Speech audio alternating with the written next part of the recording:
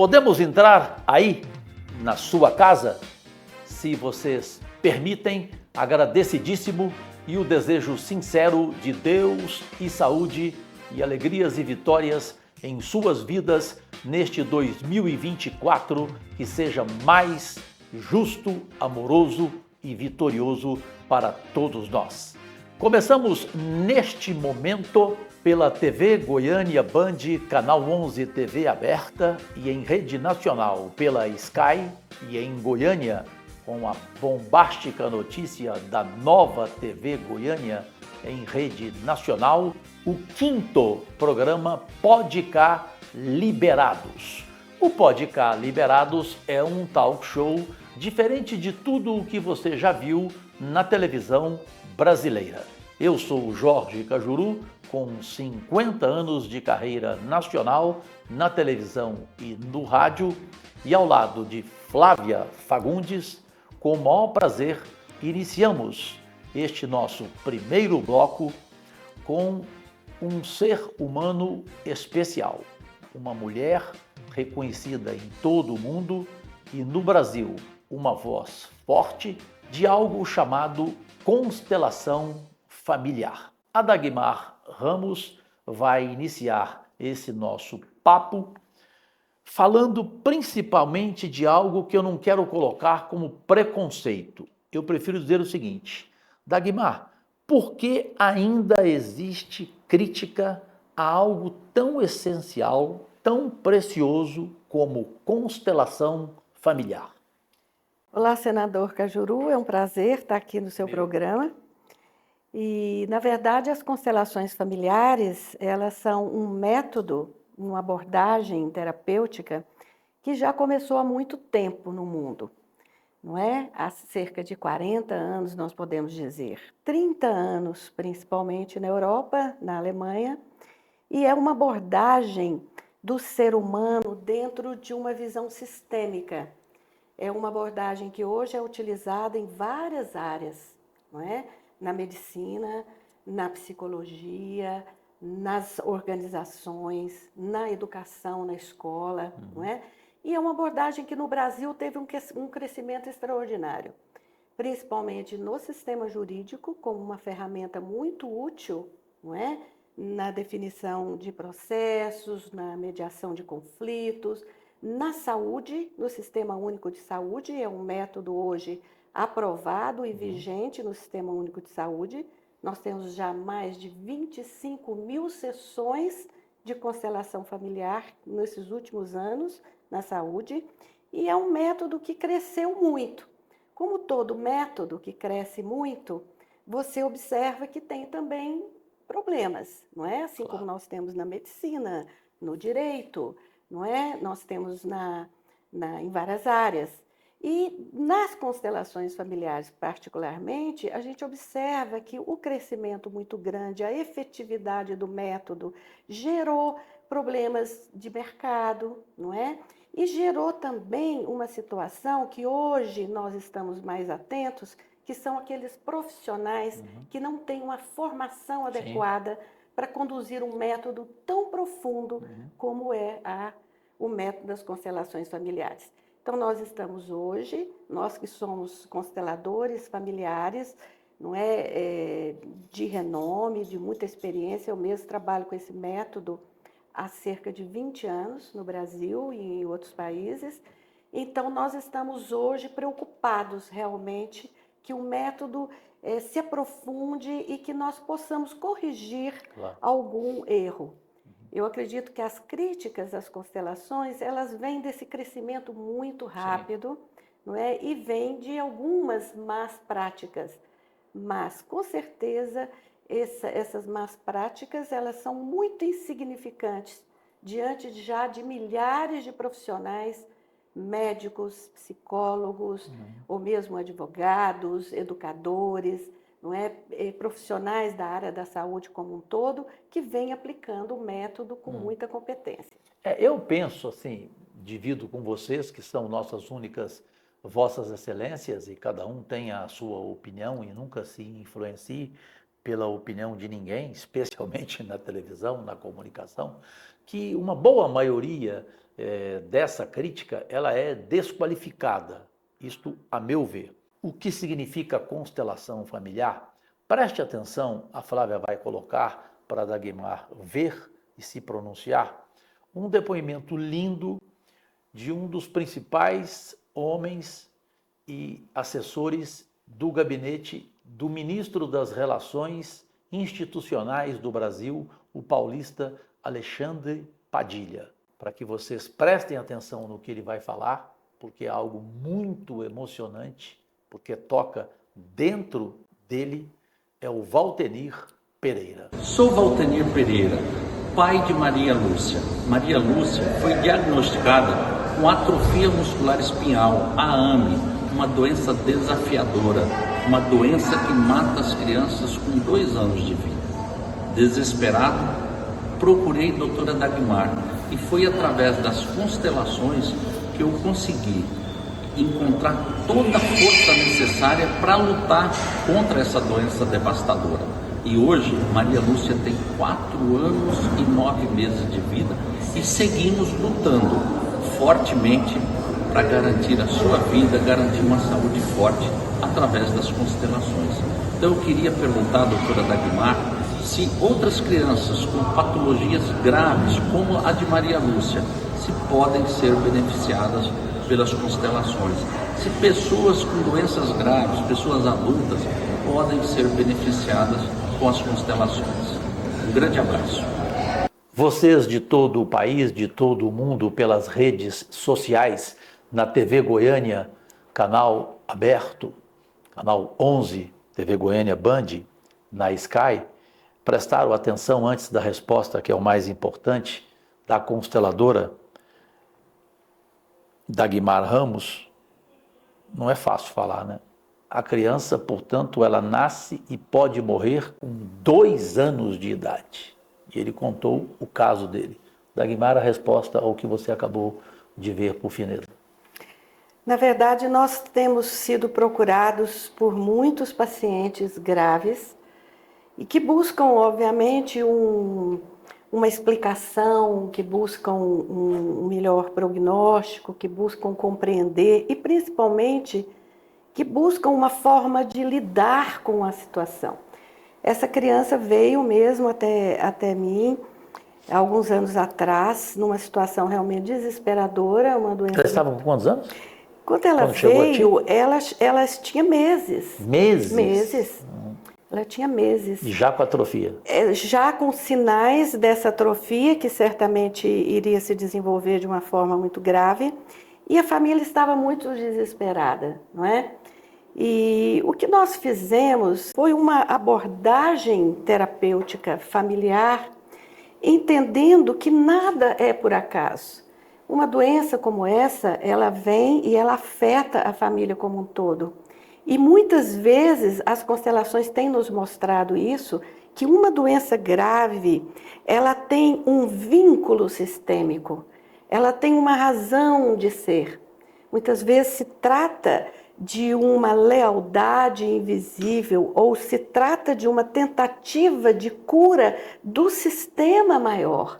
Às vezes é algo, como foi o caso dessa criança, nós tivemos a oportunidade de fazer mais de uma constelação neste caso, e nós pudemos observar junto com os pais, não é, que aquela criança, aquela doença era uma doença sistêmica, ela tinha uma relação com uma situação do passado, não é, e que a família precisava olhar para aquilo, primeiro com uma aceitação, porque é uma doença grave, uma doença incurável, mas que poderia ter um prognóstico melhor, não é? Então, a constelação, nesse aspecto, não é que ela vá realizar ali um milagre de uma cura de uma doença incurável, mas é quase que um milagre quando ela traz essa família num ambiente de acolhimento, de aceitação daquela situação, de compreensão daquela doença e de encontrar também caminhos de solução. Ali na constelação da Maria Lúcia, nós olhamos para a doença, olhamos para possíveis vínculos sistêmicos daquele adoecimento, olhamos para o pai e a mãe, vimos a necessidade dos pais estarem muito unidos na condução do tratamento e observamos as várias possibilidades de tratamento, qual tinha mais força. Isso nós fazemos muitas vezes. Qual daqueles caminhos teria uma possibilidade maior de ajudar aquela criança? Eu conheci pessoalmente, e sou amigo dele, do Valtenir, lá em Brasília, convivemos juntos no palácio onde ele fica, no 4º andar, com o seu chefe, o ministro Padilha. Ele tem a vida da filha dele, da Maria Lúcia, como uma vida salva. E na pergunta que ele fez a Dagmar, que outras crianças podem e já estão sendo salvas também, Dagmar. Sim. Casos como, por exemplo, os casos psiquiátricos, o fato de eu ser uma médica psiquiatra e homeopata, eu acabo atendendo muito esses casos, por exemplo, de transtornos do humor, crianças com depressão, com ideação suicida, crianças com ansiedade grave, crianças com déficit de atenção. As constelações ajudam muito nesses casos. Tem um caso que eu descrevo no meu livro, que é uma criança de 7 anos com grave déficit de atenção, um atraso escolar importante, e que a constelação mostrou que aquela criança, a desatenção dela, na verdade, com relação à escola, aos amigos, é porque ela estava muito absorvida, tomada pelo quadro depressivo da mãe. Sim. A mãe com uma ideação suicida e aquela criança há anos tentando tirar a mãe daquele lugar. Isso de que as crianças têm uma lealdade invisível aos pais não é algo que foi descoberto por Bert Hellinger. Inúmeros outros estudiosos já haviam apontado para essa possibilidade das chamadas lealdades invisíveis, principalmente das crianças e também dos emaranhamentos sistêmicos. Essa criança eu descrevo no livro, que eu pude depois acompanhar durante alguns anos. Aliás, o nome do seu livro? O meu livro se chama As Constelações Familiares na Medicina. Saiu pela editora Cutrix, que é uma editora que publica basicamente todos os livros de Bert Hellinger e outros livros com essas temáticas, não é? Então essa criança, ela ficou sim curada desse déficit de atenção. Eu tenho acompanhado essa criança já há alguns anos, ela retomou o seu desempenho escolar. Essa escola passou a me encaminhar muitas crianças, porque esse é um diagnóstico que está sendo muito feito, né? Então, tem situações que a constelação pode sim trazer um resultado espetacular, até uma cura. Outras situações, como é o caso da nossa menininha Maria Lúcia, trouxe paciência, calma, resignação e apontou para os caminhos de solução. Fé. Não é? Exatamente. Claro. É sempre um privilégio dividir o Podcast Liberados com você, Flávia Fagundes, e a sua primeira pergunta, por fineza. Então, hoje nós estamos aqui com a doutora Dagmar, ela que é homeopata, consteladora, e eu gostaria que ela falasse um pouquinho para nós das 3 leis da constelação. Eu dei uma estudada e vi que é hierarquia, pertencimento e equilíbrio nas relações. Primeiramente, eu gostaria que a senhora falasse sobre a hierarquia. Sim. E gostaria de fazer uma outra pergunta. Se honrar pai e mãe é hierarquia, honrar autoridades? Dê maiores exemplos para nós, por gentileza. Sim. E fale um pouco do assunto. Vocês sabem que hoje mesmo, atendendo o hospital que eu atendo aqui em Goiânia, o Hospital Espírita Eurípides Barçanufo, eu atendi uma paciente que tem um diagnóstico com transtorno bipolar do humor e hoje eu pude atender também a mãe. E foi muito interessante porque durante essa abordagem a filha se colocava de uma forma muito arrogante diante dessa mãe, não é? E acusando a mãe, você não me compreende, você não sei o quê, e tudo, e a mãe ali sem saber muito o que fazer. Eu simplesmente disse para ela assim, querida, vamos começar colocando as coisas em ordem, não é? Olhe para sua mãe, não é?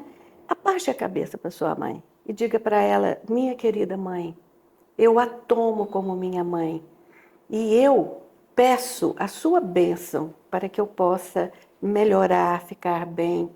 Eu sou menor do que você. Então, essa hierarquia é uma das leis que Bert Hellinger e outros estudiosos perceberam que fazem parte desse coletivo de leis sistêmicas, leis do amor, que podem trazer uma maior harmonia no sistema familiar. Os pais vieram antes. Obviamente que os pais, eu sou mãe, e nós sabemos que não é fácil ser pai e mãe. Claro. Nós não somos perfeitos, não é? Mas os filhos precisam entender que os pais vieram antes, Sim. não é? Então, essa hierarquia, essa honra a essa hierarquia é importante. Mas isso não é só no sistema familiar. Se você olhar também, muitas vezes, num sistema organizacional, muitas vezes é muito importante que venha um funcionário novo, com muita expertise no sentido de estudo, mas é preciso que, ao chegar naquela instituição, ele honre e respeite aqueles que chegaram primeiro. Então, essa é a lei da hierarquia. O equilíbrio entre o dar e o receber é muito óbvio, não é? E o Bert Hellinger traz uma coisa muito interessante. Ele diz que numa relação de casal e também numa relação de amizade, é importante que esse equilíbrio seja perfeito. Sim. Entre o dar e o receber. Quando um dá muito, não é? Às vezes até por dificuldade de receber, tá certo? Essa relação entra num desequilíbrio. Mas na relação dos pais com os filhos, Bert Hellinger usa a metáfora do rio, que nasce e corre em direção ao mar. Portanto, os pais dão, os filhos tomam. Quando às vezes os pais se colocam como crianças numa relação com os filhos e querem que os filhos lhes deem aquilo que eles não tomaram aqui atrás dos pais, isso gera uma desordem. E como é que um filho pode entrar em equilíbrio numa relação onde ele recebeu tanto, ele recebeu a vida? Ele entra em equilíbrio seguindo a sua vida adiante, sendo uma pessoa de bem, não é?